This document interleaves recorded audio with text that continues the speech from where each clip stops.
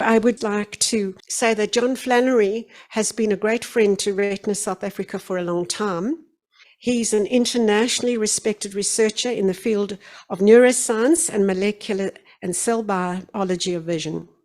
He's Professor of Optometry and Vision Sciences in the Helen Wills Neuroscience Institute at the University of California Berkeley. He's widely published and is a member of the scientific and medical advisory boards of several retinal organizations, and including, we're proud to say, of Retina South Africa. John will be remembered by the older people who display your age when you remember John Flannery, because he actually toured on our speakers tour in 2006.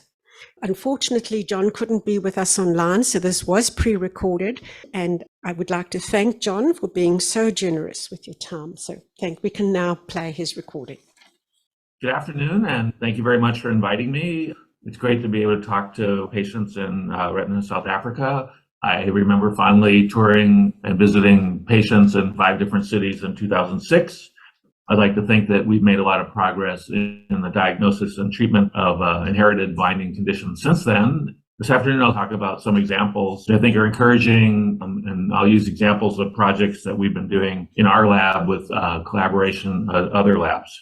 As introduction, people who are genotyping patients around the world have made incredible progress over the last 25 years in identifying the genes that cause inherited eye diseases. Currently, there's over 300 different gene defects that can cause inherited blindness. In the 80s, when the first one, rhodopsin mutation, was discovered, people were thinking we had found the gene for inherited eye diseases, and now we're done. It turns out that inherited eye diseases probably have more different gene defects than any other human disease. There's some human diseases like cystic fibrosis, for example, that only have 1 or 2 different gene defects for all the patients. But the number of different ways that you can have a gene mutation that causes blindness is really large. It looks like this is almost all of the genes that affect patients with the disease that's inherited in their family. There's always going to be new ones, but it looks like we have almost all of them. Now that there's 300, you can start to make conclusions about the patterns of what these genes are doing. And one of the most surprising ones is that the genes fit a pattern that we knew from looking at how patients' vision changes with these diseases, and that over 95% of these 300 genes initially cause death of rod photoreceptors, and only much later do they cause defects in cones. Most patients that have inherited eye diseases, that's what they experience, is that the night vision is the first one to be compromised. And also your vision is compromised from the edges towards the middle. And then only in the latest stages of the disease does your central vision deteriorate. And that follows the pattern of where the rod photoreceptors exist in the retina. Most of the rods are at the periphery, at the edges, in the middle, and most of the cones are in the center. So these diseases are very different than age-related macular degeneration. In age-related macular degeneration, the center, the macula, is affected first. And in those conditions, it's the cone photoreceptors that are affected. And those patients sort of have the opposite vision defect, in that AMD patients lose vision in the center, but their vision at the edges and the periphery, their rod vision, is preserved. There's a couple examples of these 300 that are disease mutations that affect cones. The most severe one is achromatopsia. A less severe one for sure is red-green color blindness. The most susceptible cells in your retina are certainly the rod photoreceptors. So what you see when you look at the pattern of imaging a patient's retina in the clinic is that the inherited retinal diseases are initially destroying rod photoreceptors and then later the cone photoreceptors. And the clinician can see that by imaging the patient, is that the photoreceptor layer in the back of the retina is starting to lose cells. And the more cells that it loses, the worse the vision. And in very late stage patients, the photoreceptor layer is gone. Of the 300 disease genes that we now have identified, however, there's a couple examples where the patients don't actually lose photoreceptors or any other retinal cells. They lose function, but the retina looks anatomically like all the cells survive for long periods of time. It's just that they're not functioning very well. And so the most well-known example of that is Leber's congenital amaurosis type 2. In that case, patients have normal-looking retinas until they're 20 or 30 years old. And that's one of the reasons why that's been such a successful first treatment, is that the patients are missing one gene that makes one part of the biochemistry of the retina, the visual pigment. And the therapy, which is now commercially available in many countries, is to just put back a wild type, normally functioning copy of that defective gene in LCA. And since all the cells are there for a long period of time, within a couple of weeks, the patients get a dramatic increase in function. So another way to look at this pattern that we now are looking at for all these different conditions that are called inherited retinal degenerations is that the kind of therapies that are available to the patient will change depending on what stage of the retina the patient is at. So in some of these conditions, degeneration is very fast. It's affecting children. In other conditions, it's much slower and people retain good vision until their 20s or 30s. As a result, the kinds of therapies that you can apply to the patient change as the degeneration of the retina progresses. The ophthalmologist can measure how intact the retina is, how many photoreceptors are surviving. And in early stages, the best therapy so far is to identify the gene that's defective and put back a normal copy of a functional gene in place of the one that's broken. And that's what people are doing with LCA2 therapeutics, is putting back that missing one gene, and the patients get better within weeks. That therapy works for decades with no repeat injection. However, later on in the progression of these diseases, that's not going to be a viable strategy because patients are losing photoreceptors and you can't put the gene back in a cell after the cell has died and left the tissue. So in that case, the most common therapies that are being proposed is either making new photoreceptors out of stem cells and transplanting that into the retina. In some cases, gene editing with CRISPR is being tried. And then in very late stages where almost all of the photoreceptors, both the rods and cones, are degenerated, the therapies are going to be either electronic prosthetic or what we're calling optogenetics, which is to add a new gene, not replace a missing or broken gene, add a new gene to add a new function to cause cells that are not normally light sensitive in the retina to become light sensitive. And I'll give you some examples of all these three different kinds of broad therapeutic areas over the rest of the talk. In our lab, we focus on doing gene therapy. So one of the first things we needed to do was to try to make better viruses. The reason for that is that the viruses are the tools that we use to transfer a therapeutic gene to the retina. And we want them to be very efficient so that they're very safe, so that they last for decades without a repeat injection, and that they transfer the therapy to as many cells in the retina, as a big area of the retina as possible. So the way that we did this is that we took a naturally occurring virus called adeno-associated virus. 5% of you in the audience have had this as part of their lives. It isn't associated with any disease. It's a naturally occurring virus that in some cases causes a very mild flu, and that's about it. So what we've done is we've made 12 million different variations of this virus. And the idea is to try to select for ones that are better for treating the retina. And so what we've done is we've made all these variations and we've tested them by putting them all into the eye of a monkey, a normal monkey, and then picking out the ones that are the most efficient so that you can get the biggest number of retinal cells transduced by the therapeutic, and that would result in the biggest therapeutic effect. The biggest part of your retina will be rescued, and that we want to do this so that it lasts for decades, so that you don't have to have a repeated injection. For those of you that can see the slides, this is an example of one of the vectors that we've optimized in this way. You can see about 90% of the retinal ganglion cells are transfected by a small injection into the vitreous of this virus. And we also want to make viruses that are able to be delivered by a injection into the clear central vitreous of the eye. It's the same surgery as people have for wet AMD. Thousands of patients get this type of injection every day. It's very safe and it's very easy for the surgeon to do. For the rest of the talk, I'd like to give you 3 examples of using viruses for inherited retinal degenerations. I want to give these particular 3 examples is because they're examples where we have been able to find that the function of the animal models that have the same defect as the patients is increased, and that we can measure how the vision gets better.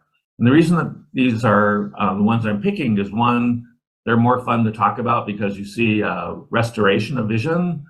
And they're examples which are different than many of the diseases, because in many of the diseases, the hope of the therapy is to just stop the progression or to slow the progression. But in these examples, the therapy for these conditions is reversing and increasing the function. So first, we'll talk about congenital stationary night blindness. This is a disease where the name sort of says it all. It's stationary. I used to think when they said stationary, it meant that the patient took 45 minutes to find their seat in a dark theater. They had to stay stationary, but what it actually means is that the condition doesn't get any worse. It's stationary. The patient sees the effects early in life, and that doesn't get any better, and it doesn't get any worse. So it's night blindness, in that the rod photoreceptor function in these patients is defective from birth. And so the person affected by CSNB can see well if the lighting is very bright because they're using their cone photoreceptors. However, when it gets dim and they're switched to their rods don't function. And so they have incredibly bad vision in low light levels.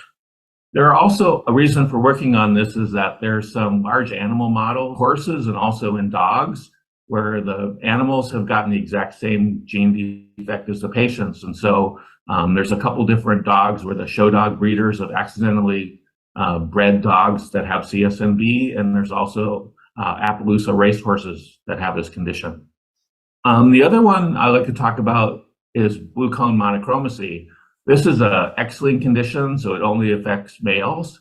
They have a somewhat similar condition to congenital stationary night blindness in the fact that some of their vision works and some of it doesn't. So in blue cone monochromatic boys, their blue cones function and their rod photoreceptors function, but their red and green cone photoreceptors don't function.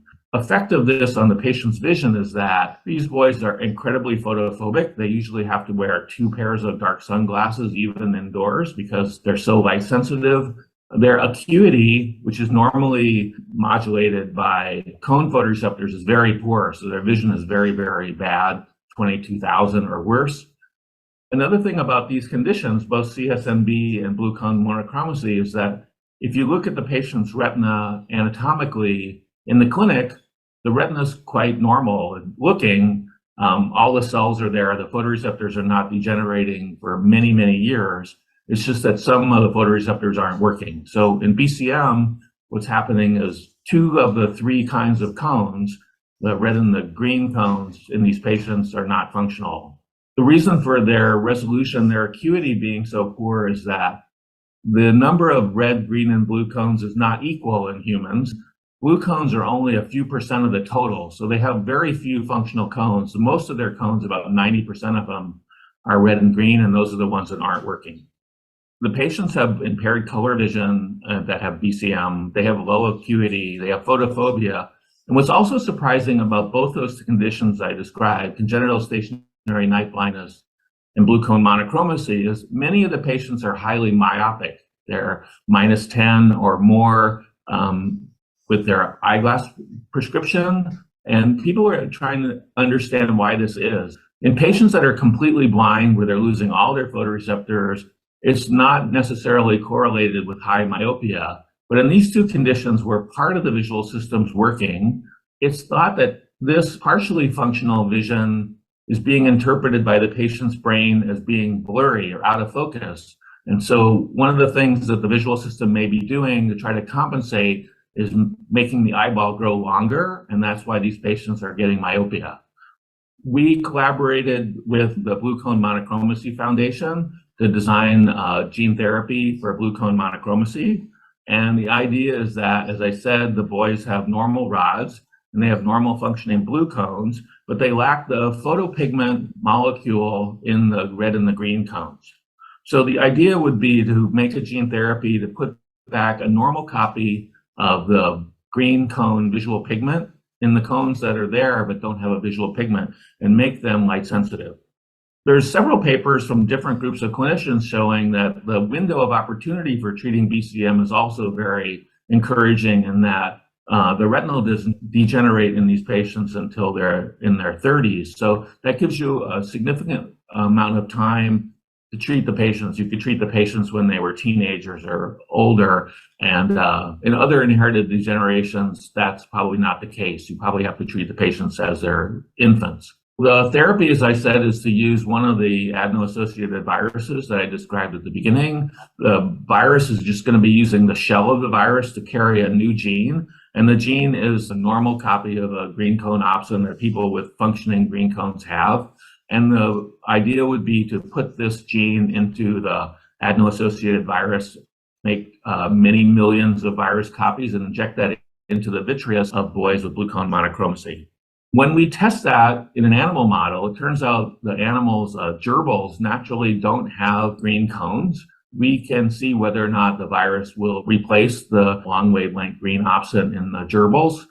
Untreated gerbils have no electroretinogram, a clinical measure of how well the cones work. They have a completely unrecordable one. Looks just like people with blue cone monochromacy have. And within a couple weeks after the intravitreal injection into one eye, the cone electroretinogram of the gerbils is completely restored. So that's very encouraging. And we think that this will be a safe and long-lasting treatment for blue cone monochromats. Currently collaborating with the BCM Families Foundation to make a clinical grade vector and test it for safety. And we expect to start treating patients in the next 1 to 2 years. The other condition I talked about at the introduction is congenital stationary night blindness. The symptoms are patients have relatively normal vision as long as it's very bright in daylight or indoor lighting that's bright. But they have incredibly severe night blindness where they cannot navigate in dim light conditions or twilight, and that's because their rod function is not functioning. It turns out there are several dog models of congenital stationary night blindness. And one of them is a Japanese Akita. Our collaborator, Keiko Maedera at the vet school at University of Penn, identified this dog model from a show dog colony in Japan. And this dog has the exact gene defect causing its congenital stationary night blindness as patients that have CSNB. If you look at the electroretinogram in the dog, it looks very much like the patient electroretinogram for a CSNB patient, is that it has a normal bright flash cone ERG and is a completely unrecordable rod electroretinogram. For those of you who can see it, I'll show you a video now of the puppy of the model for CSNB. So this puppy has congenital stationary night blindness. You can see it's walking around the clinic when the lights are on perfectly well. But when we dim the lights, so it needs its night vision, you can see it has a very, very tentative walking where it's characteristically lifting its paws up, and it has trouble navigating objects, chairs, or blocks on the floor. So this is an animal model that has the same gene defect and a lot of the same behavioral problems as patients with congenital stationary night blindness. We know that the molecular defect in CSNB makes sense from what the gene does. The gene modulates connections between the rod photoreceptors and the rest of the retina. And so what we've seen in these patients and also in the animal model is that the rod photoreceptors are there and they are light sensitive, but the connection between the rod photoreceptors and the rest of the retina and the brain is defective. So the rod photoreceptors can sense light, but they can't send the light signal to the rest of the retina. And so the patients and the animals don't detect it. So the therapy is to put back the missing gene that allows the rod photoreceptors to connect to the bipolars. And the thought is, as soon as you do this, then the system, the two pieces were both functioning, the bipolar cells and the rod photoreceptors, they just weren't able to communicate. So reestablishing communication should restore the function. Similar to what I told you in BCM, we made a virus from the virus where we screened millions for very efficient transfection. This is going to be an intravitreal injection in the dog and ultimately in the patient. And the idea is to put back the missing gene product that allows rod photoreceptors to talk to the rest of the retina. We did both subretinal injections and intravitreal injections of these viruses. We saw the increase in the vision in the dog model within 7 weeks of the single intravitreal injection. And we looked at the dog's behavior for over a year, and the rescue of the behavior sustained. We did electroretinograms on these dogs, and you can see that the previously flat, unrecordable rod electroretinogram completely comes back to normal within a few weeks. and that is sustained for as long as we've looked. So far, it's 1.5 years. So I can show you here, for those of you who can see it, here's a testing of the dog, and we built an obstacle course at the Penn Vet School, and the untreated dog at this dim lighting level cannot negotiate this obstacle course. The dog is making turns backwards. It's also hitting its head multiple times, trying to find its way through the course. Ultimately, the dog, over a course of a couple minutes, is able to navigate it. The treated dog, however, can do the course in 1/10 as fast time as the untreated dog, and it doesn't, after it's seen the course, can do it without hitting its head at all. We also tested the animal in bright conditions, and the animals, whether they have the treatment or not, can do it in bright conditions. So the reason for doing this test is to make sure that by repairing their rod vision, we didn't disrupt anything in their cone vision. And it turns out their cone vision still works and that we've restored their rod vision. In conclusion, in the first 2 examples I've showed you, we had animal models in a large animal, in a gerbil, and also in a dog, of both blue cone monochromacy and congenital stationary night blindness. And we were able to restore the vision by putting back the one missing gene. And the reason that it was so successful in these models is that these are conditions where the animals and the patients don't lose photoreceptors, but they have a defect where part of the function of the circuit is broken. And so if you can restore that part of the circuit, you have many years of opportunity to treat these patients. You can not only stop the progression, you can reverse the vision loss in many cases. In the case of blue cone monochromacy, we hope to restore the central cone vision by repairing the missing gene in the red cones and the green cones. And in congenital stationary night blindness, we're hoping to restore the dim light twilight vision by connecting the rod photoreceptors back up to the circuit. In the last few minutes, I'd like to talk about optogenetics, and this is what people have termed gene agnostic. And what we mean by that is that it's a therapy that doesn't require you to identify what the gene defect is, because unlike the first 2 examples I gave you, we're not attempting to put back a missing gene.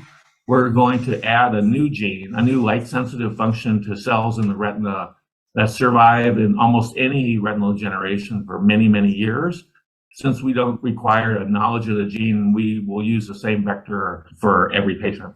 The idea is to add a light-sensitive function to cells in the retina that aren't normally light-sensitive. Normally, the rod photoreceptors and the cone photoreceptors are the only 2 kinds of cells in the retina that respond to light, and then they send their signal to the rest of the retina. But the idea here is to make other cells in the retina, in this example, retinal ganglion cells, which are still connected to the visual cortex in the patient's brain, add a new function to those cells, which is to make them, which were not normally light sensitive, make those cells light sensitive.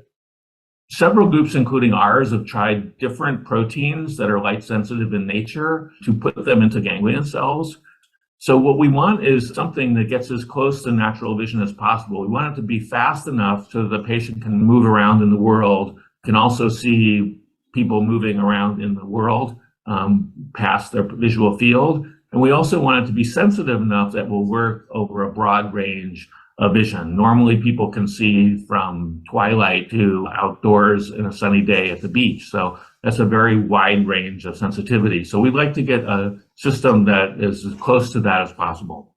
Several different groups are doing this with different sensors and targeting different cells in the retina. And it remains to be seen which approach is the best. The one that we've been working on is a molecule called Chrome. It was discovered here at Berkeley by engineering channel rhodopsin to make it more light sensitive and faster than the naturally occurring one. And what the people in the biophysics department have done is made changes in it to make it much more sensitive to light and make it respond faster, to give it the characteristic that we want so that patients can ultimately move through the world without having to have any blurring, and also to be able to see at many different light intensities without the necessity of goggles. And we found that it's 10 times faster than rhodopsin, which is the first molecule that we tried, which is the photoreceptor opsin.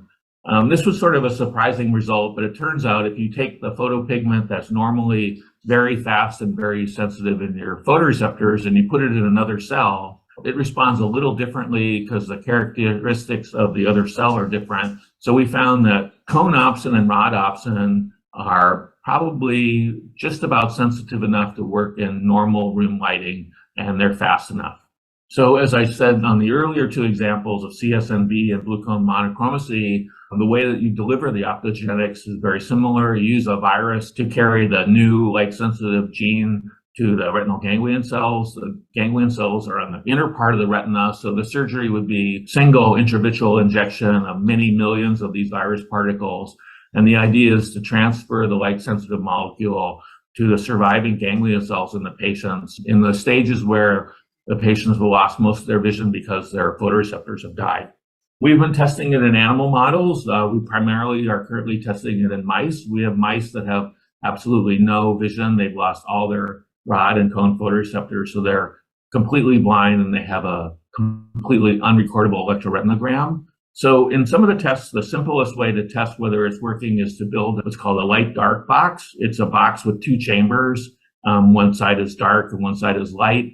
Anyone that's ever had a mouse in their kitchen knows as soon as you turn the kitchen lights on, the mice naturally avoid the light, so they'll run under the refrigerator. So this is a light avoidance test to see if they can just see a steady light. And blind animals without the treatment will spend equal amounts of time in the light in the dark half of the box because they're blind, they can't tell the difference. In this particular example, after injecting the animal with photoswitch intravitreally, the virus transferred the light-sensitive molecule to the inner retina, and the animals could do this light-dark discrimination as well as normally sighted animals. So that was encouraging. This test is a little simple, though, because there isn't any movement involved as far as it's just a steady light in half of the box and a dark part in the other half of the box and a door in between. So the animals don't have to see anything moving very quickly. They just need to be able to tell the difference.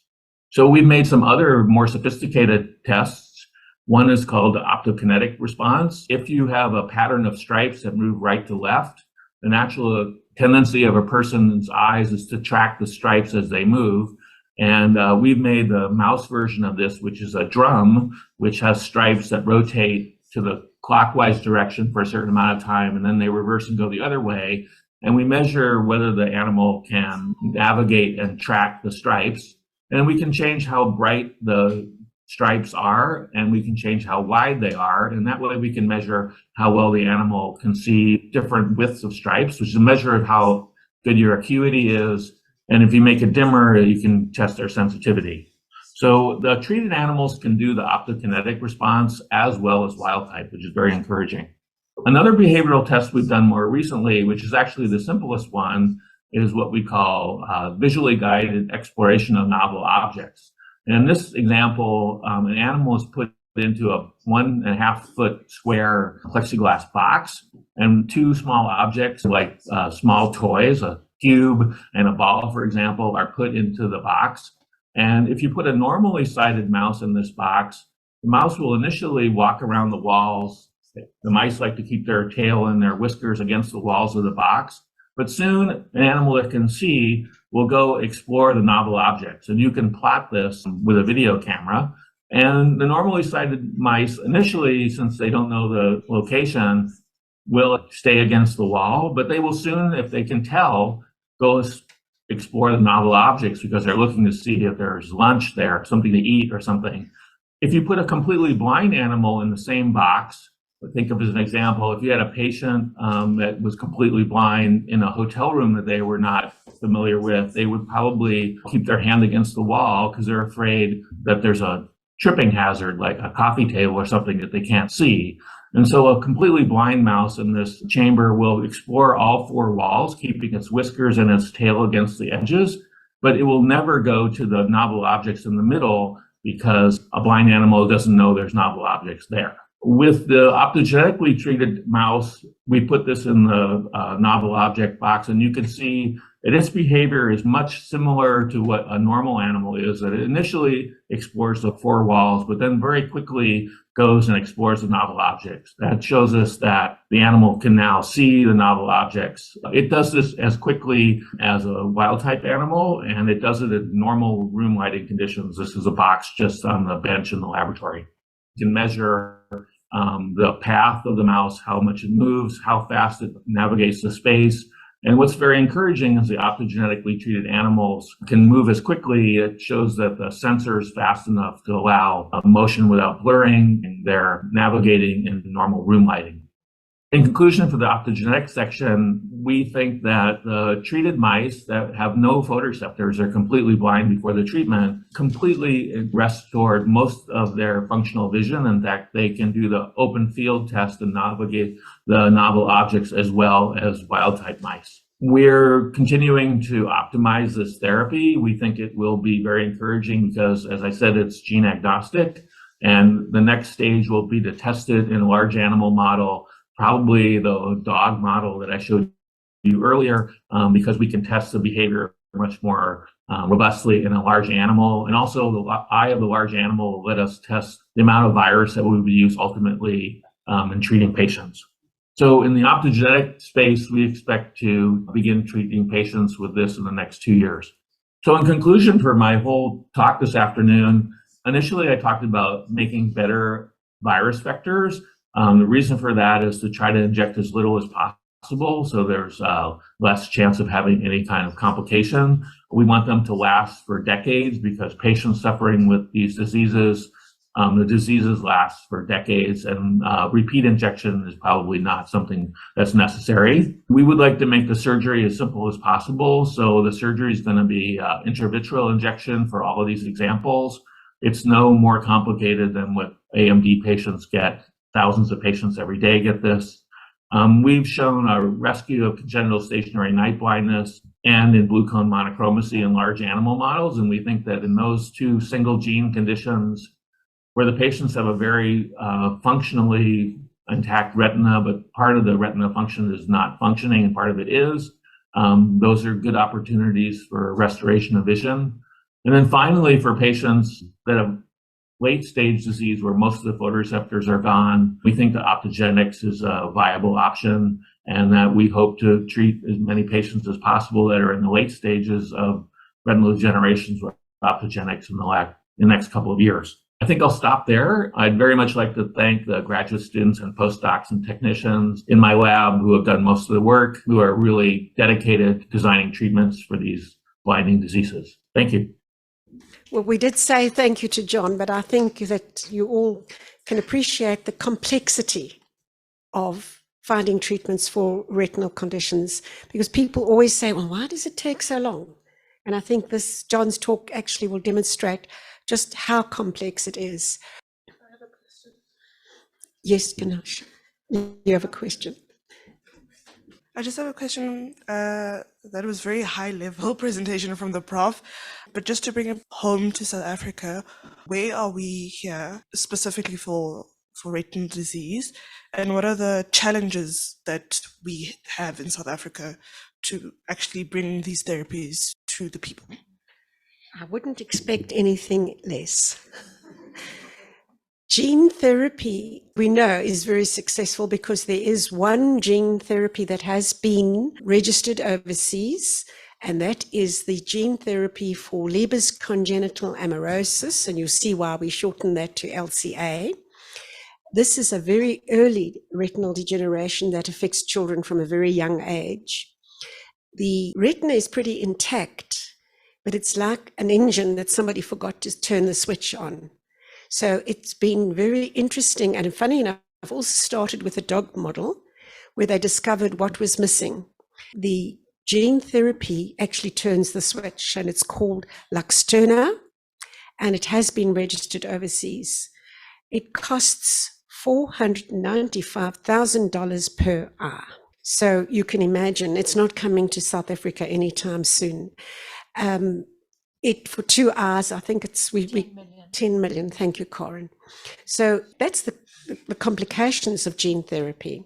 However, if anybody is interested to go and have a look at www.blindness.org or fightingblindness.org, which is the American Foundation clinical trials, and you look up clinical trials pipeline. And I see Alison's already doing it. So that shows you there's 44, last count, different therapies, a lot of them gene therapy, in advanced stages of clinical trials.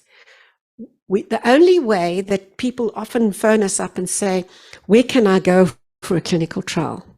Well, you can't go anywhere for a clinical trial, because in the early stages, as you heard, John says they're going to look at 2 years, they'll be going to patients. So they're not going to bring it to South Africa in 2 years. The clinical trials, the human trials, normally take about 10 years. Phase 1, phase 2, phase 3, with the level of control and validation by the FDA, for example, at each stage.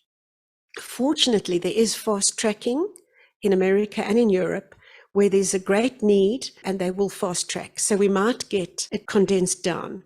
If we want, as South Africans, to be involved in clinical trials, we have to make sure we have the patients here. So, for example, there was a trial for Stargardt's disease that we were involved with. It was a phase 2/3 clinical trial.